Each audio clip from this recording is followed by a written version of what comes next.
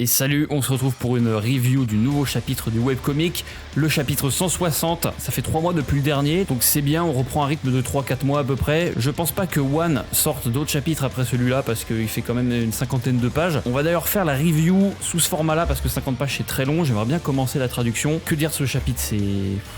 Waouh. On rentre directement dans l'action. Donc Machine Divine Hardgear, qu'on a traduit avec la communauté en français d'ailleurs en Mécaniqueur. Genos contre Mécaniqueur. C'est juste fou en fait. Genos il est turbo puissant. Je crois même qu'à ce niveau-là il est plus fort que tous les classes S. À part peut-être Tatsumaki et Bang, ça reste à voir, mais top 5 de puissance. Cette nouvelle forme est juste insane. Et on va voir que Mécaniqueur aussi il est très puissant. Je vais dézoomer un petit peu pour qu'on voit mieux les pages. Rien à dire du style de One également, hein. Mécaniqueur contre Genos, c'est super beau. Je sais pas quoi dire. Donc Genos vraiment full power, il va rentrer dans un état pas de colère mais il va vraiment être à fond. C'est son dernier combat en même temps, hein. Là il est en train d'affronter la créature la plus puissante jamais vue, je pense, artificiellement en tout cas c'est le robot le plus puissant. On va voir ce qu'il dit après Kusenos, c'est très intéressant. D'ailleurs il est choqué de voir que Genos se met en mode full power d'un seul coup. Donc même Kusenos qui est leur créateur est un peu dérouté, il est là en mode ah ouais ok, il rigole pas en fait Genos. J'aime bien parce qu'on a plein de pages de face à face Genos Mécaniqueur, mais on prend, hein, franchement les plans sont juste géniaux. Kusenos qui est en mode absolu de cinéma et c'est parti en fait, le combat commence, il se protège avec une sorte d'écran. Je me demande s'il l'a juste invoqué comme ça ou si c'est un écran qu'il a sorti de sa poche, un peu comme Petit Empereur quand il a affronté Phoenix Man. Ils vont tellement vite que même Kusenos n'arrive pas à suivre. Où est-ce que ces deux-là sont passés? On les voit sortir du sol, des murs, de n'importe où. Ils ressortent derrière Kusenos, donc il est choqué. On voit Mécaniqueur tenir la tête de Genos, sauf que ça faisait partie de son plan. Il voulait se rapprocher de lui pour le geler. Genos, il possède tout un tas de cœur entre guillemets, enfin de fonctionnalités. On va appeler ça des modules, tiens, un module de feu, d'électricité, de glace. Il a un peu de tout Genos en ce moment. Donc son but c'était de geler Mécaniqueur pour en finir en un seul coup. Sauf qu'il arrive à se libérer de la glace et à taper Genos. Et Kusenos va prendre la parole. Tout ce qu'il dit c'est très intéressant dans le chapitre parce que ça nous donne un peu plus de détails, pas sur du power scaling, mais sur à quel point en fait Hardgear est puissant. Enfin Mécaniqueur, pardon, j'utilise les mots en anglais. Genos, ta dernière armure contient tout un tas de renforcements, d'améliorations. Donc ce que je disais, il y a le truc de feu, d'électricité, de glace, super magnétique, lévitation, vitesse instantanée, hard wall core, j'imagine que c'est un truc de bouclier, force brute, blade flash, donc j'imagine qu'il peut créer une espèce de lame de lumière à partir de son bras, je sais pas, on l'avait vu dans la saison 2 ce truc là, un truc similaire. Transformation, est-ce qu'il peut changer de forme un peu comme mes cavaliers? Ça serait intéressant de voir ça, un Genos qui peut se transformer. Enfin bref, il possède tout un tas d'arsenal en lui, sauf que tout ça, c'est aussi installé sur Mécaniqueur, hein. Forcément il est pas bête, il veut créer la machine divine parfaite, donc grâce à toutes les données de combat qu'il a collectées, et quand il dit toutes les données, c'est il a collecté toutes les données, genre tout.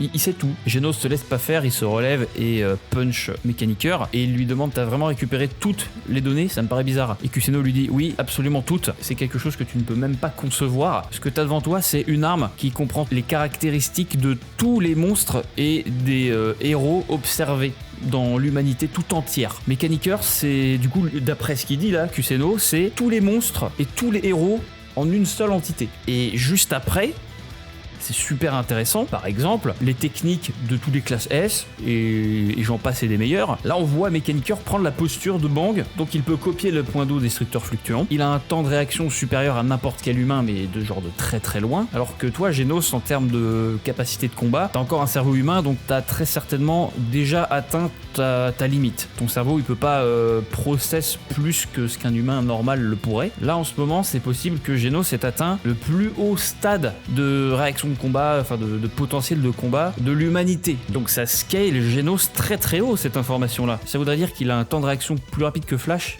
Bang et même Atomic Samurai. En vrai, pour l'instant, on le voit se faire battre par Mécaniqueur. Et en vrai, les machines divines, c'est juste des copies. On l'a vu, G5, bon, c'était une version un peu faible, G5.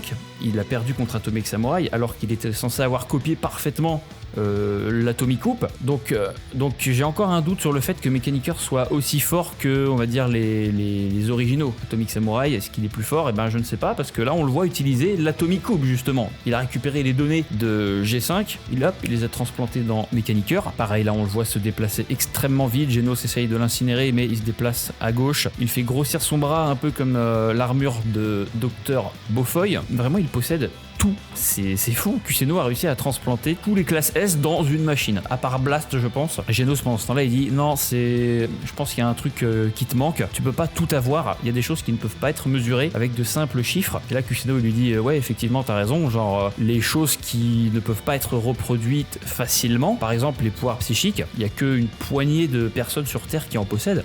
Et là, il dit ah, attends, en fait, je vois ce que tu veux dire. Tu parles de Saitama, c'est ça? Alors oui, c'est vrai, sa force, c'est quelque chose que je n'ai jamais réussi à comprendre, même après avoir fait des tests physiques, récupéré ses données et analysé tous ses mouvements, etc.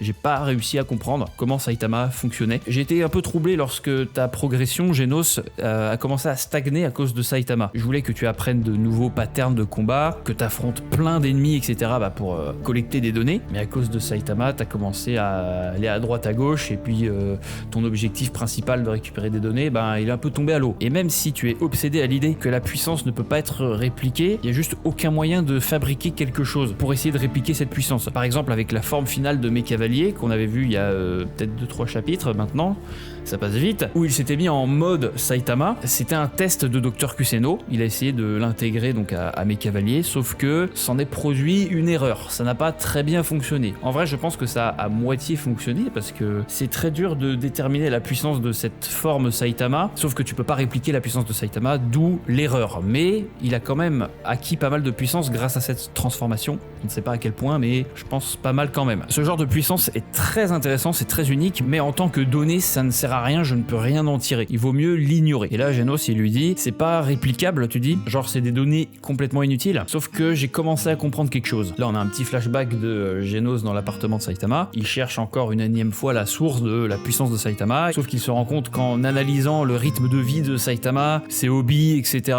il trouvera pas grand chose. Et il regarde un manga que Saitama est en train de lire, il dit c'est peut-être possible que, en fait, c'est dans ce que Saitama lit que sa puissance réside. Saitama lui dit non, arrête tes conneries. En vrai, maintenant que tu le dis, c'est vrai que ça a commencé avec les animés et les mangas. Et il lui parle des shonen qu'on connaît tous, donc le héros qui bat tous les méchants. C'est un nom qui est entre guillemets connu dans One Punch Man, c'est une série qui existe dans ce monde, une série télé avec le héros pour enfants qui bat les monstres, très classique, et je crois que c'est une des séries que Saitama a regardé justement lorsqu'il était petit. D'ailleurs, on en voit un aperçu, Genos il regarde sur internet à quoi ça ressemble, et je crois que c'est dans cette série là que Saitama justement a vu, ou du moins une série similaire, un monstre crabe qui lui a rappelé du coup Crabotor. Donc c'est vrai qu'indirectement, les séries animées et puis les mangas, ça l'a influencé à aimer les héros et donc à en devenir un. Cependant, vous maître, vous ne pouvez pas tirer le rayon de la justice avec votre front. Mais en fait, je pense que ça peut avoir son importance, ces petites phrases, on va y revenir. Saitama, il admet avoir essayé de le tirer de sa tête, mais sans succès bien sûr, parce que ce n'est pas possible. C'est un peu comme nous quand on essaie de faire des Kamehameha, ça marche pas, là c'est pareil. Mais dans One Punch Man c'est possible. Fin du flashback, Genos a compris donc que la force de Saitama, ou plutôt la force des humains, ça vient des rêves qui peuvent être donc répliqués à l'intérieur du cœur d'un individu. Peu importe à quel point tu assimiles des données, ça ne veut rien dire si le cœur, la source du pouvoir est mis de côté. Et là, Genos redit la même phrase que Saitama, quasiment mot pour mot. Être capable de changer grâce à notre propre cœur, c'est ça la force d'un humain. Quasiment pareil que la phrase de Saitama. La puissance des humains, ce qui fait un homme, c'est d'être capable de changer par soi-même. Kuséno, lui, ça lui fait un peu ni chaud ni froid. Il dit allons bon, tu penses vraiment que tu possèdes encore un cœur? Tu ne possèdes même plus toute ta mémoire. Tu penses vraiment qu'un cyborg comme toi possède encore un cœur? Est-ce que tu penses vraiment, sincèrement, encore être un humain? Genos, il résiste à un peu cette provocation. Et Kuséno, ça le perturbe encore, hein. Il dit il n'est pas en train de paniquer autant que je l'espérais. Je pensais qu'il serait juste désespéré de la situation, il pèterait un plomb et partirait dans un carnage total. Mais non, il reste les deux pieds sur terre. Genos repense à ce que Saitama lui avait dit, si t'es sur le point de perdre, laisse-moi faire, je m'en occupe, je le battrai pour toi, le cyborg fou. Sauf que c'est le combat de Genos, il veut absolument gagner par lui-même. Et donc avant que Saitama arrive, il va tout faire pour gagner. C'est parti, Genos lock in, Genos full power, encore plus puissant qu'il y a quelques minutes. Il y a beaucoup de pages de combat, je vous les passe rapidement, mais on reste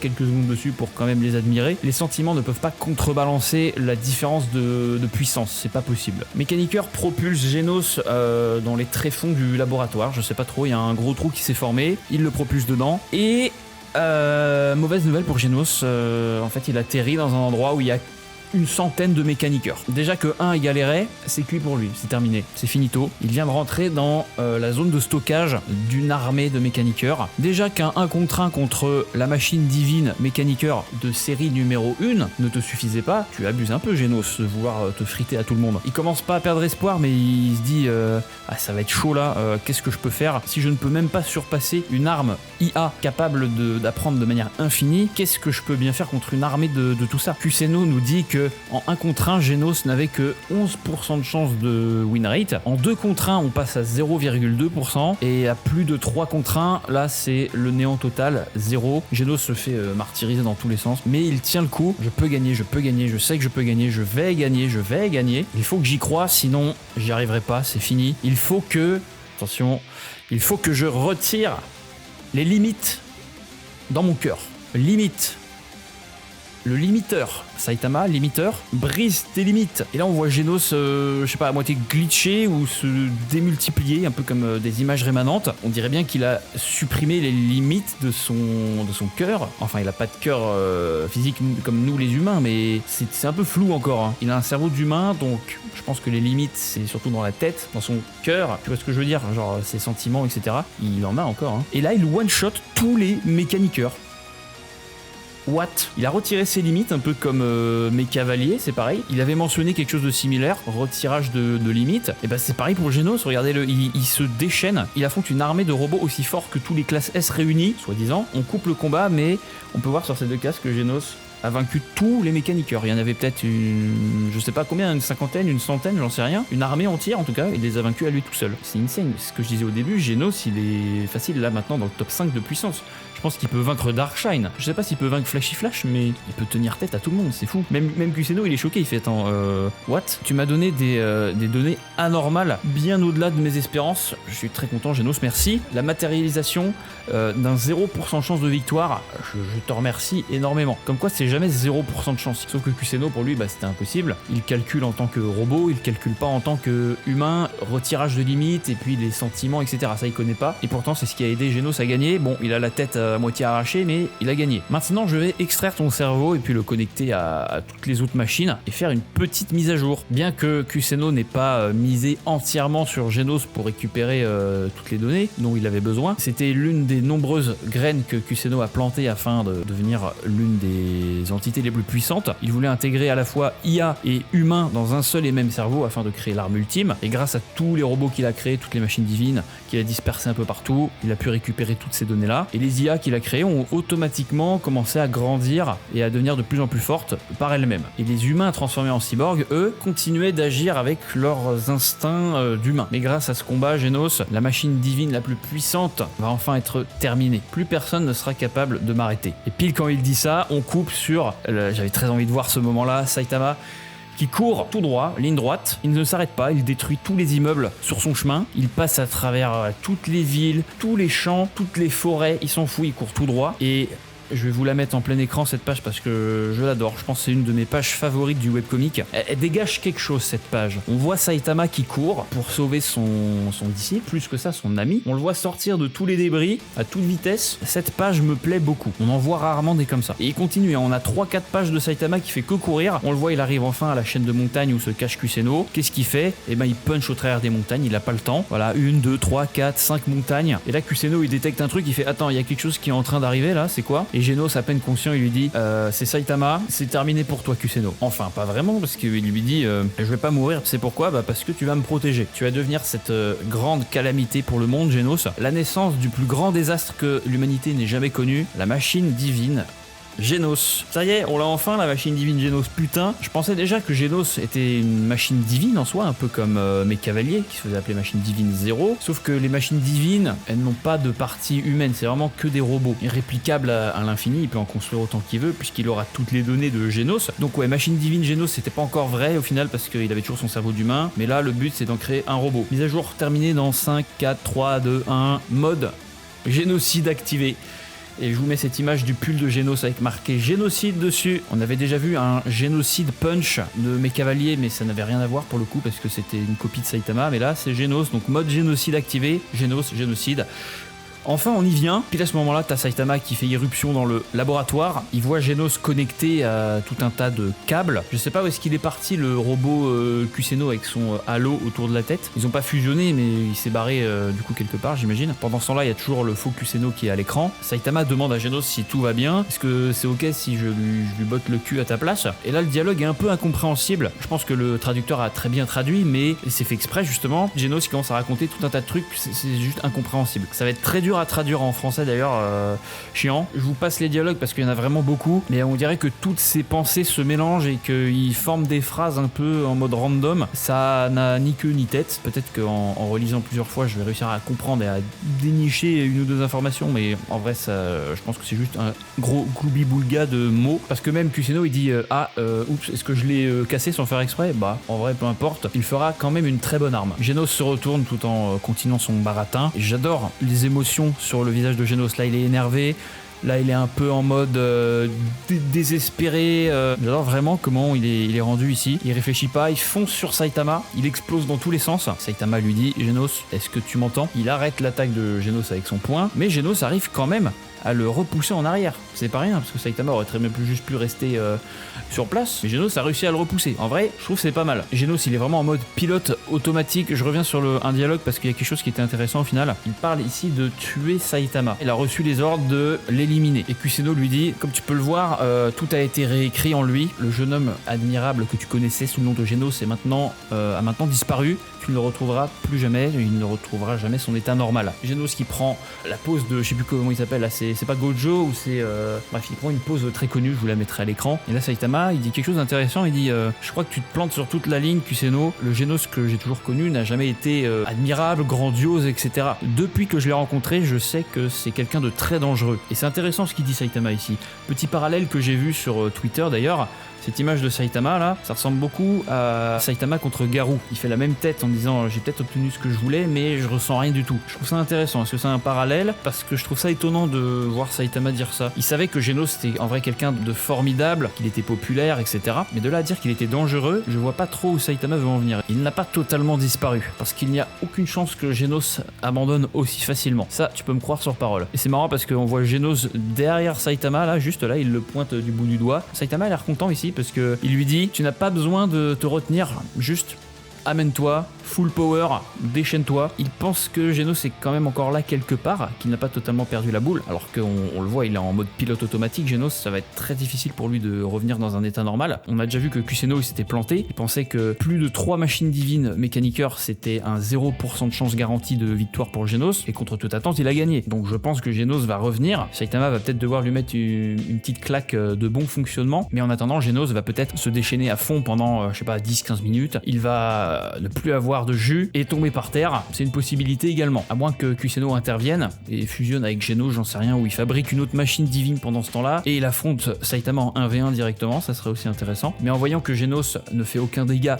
à Saitama, il va se dire en fait Saitama il est bizarre ce type, pourquoi il prend aucun dégât de ma machine la plus puissante? Et ça va être exactement la même chose que dans le combat Saitama contre Garou, encore une fois on y vient. Garou qui pète un cap parce qu'il dit je comprends pas, j'allais enfin atteindre mon but et il y a cet obstacle insurmontable qui vient me mettre des bâtons dans les roues. Ça va être exactement pareil pour Kuséno. Il va pas réussir à trouver de moyen de battre Saitama. Et aussi, ça m'étonnerait que Kuséno meure. Même si Saitama le trouve et le punch, je pense que Kuséno a plusieurs corps. Ça peut pas être le seul robot avec son halo, puisqu'on avait vu que Kuséno avait atteint une capacité de stockage illimitée. Il a donc forcément copié ses données cérébrales quelque part, dans un cloud ou dans un drive, j'en sais rien, pour pouvoir ensuite se recréer ailleurs. Dans ce cas, ce serait une grosse erreur de sa part de juste, tiens, j'ai juste un seul corps, et puis si je meurs, tant pis. Ça me paraît un peu bizarre quoi. Bref, ce chapitre est fini, il est vraiment excellent. On a enfin le combat tant attendu Saitama versus Genos. Hâte de voir où ça va nous mener tout ça. Les tier lists vont en prendre un sacré coup. Je pensais pas voir Genos aussi puissant un jour. Cet arc est vraiment incroyable. J'ai hâte qu'il sorte en version manga. Dommage que les chapitres soient courts en manga parce que là, on a 50 pages de pure fiction. Ça va être séparé en 3 ou 4 chapitres de manga, donc